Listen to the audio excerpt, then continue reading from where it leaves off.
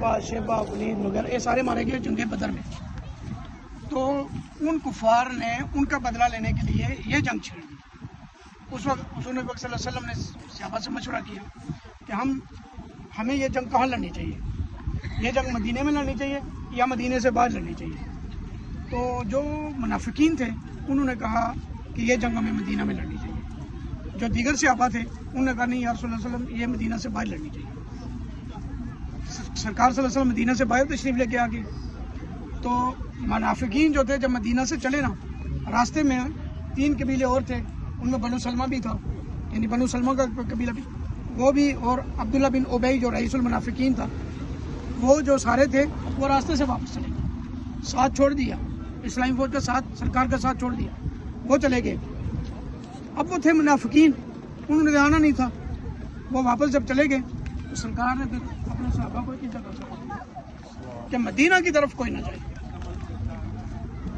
لیکن جب لڑائی ہو گئی, لڑائی اس انداز میں ہو گئی کہ مسلمانوں نے یہ سمجھا کہ اب جو ہے ہم جیت چکے ہیں, اب جو ہے ہم جیت چکے ہیں.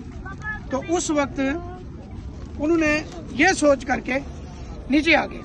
جو ہی نیچے آئے حضرت خالد بن ولید نے موقع پایا, پیچھے سے اٹیک کر دیا فوج, اور اس وقت جو ہے نا وہ نقصان ہو گیا فوج میں, اور جو فتح تھی وہ شکست میں بدل گئی. اور پھر کتنے قیمتی لوگ مارے گئے, حضرت امیر حمزہ جیسے, عبداللہ بن جیش اور مصعب بن عمیر جیسے.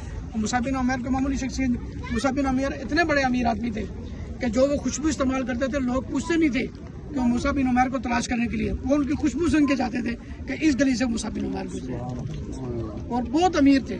اب اس امیری کو ٹھکرا کے اسلام میں داخل ہوئے, لیکن جب شہادت پائی اس وقت ایسا ہوا کہ ان کے جسم کے اوپر جو کفن تھا وہ پورا نہیں آ رہا تھا. سر ڈھانکتے ہیں تو پاؤں ننگے, پاؤں ڈھانکتے ہیں تو سر ننگا, یہ شان تھی. اور انہوں نے آ کے اپنی جان یہاں پہ سرکار کے قدموں میں نچھاور کی.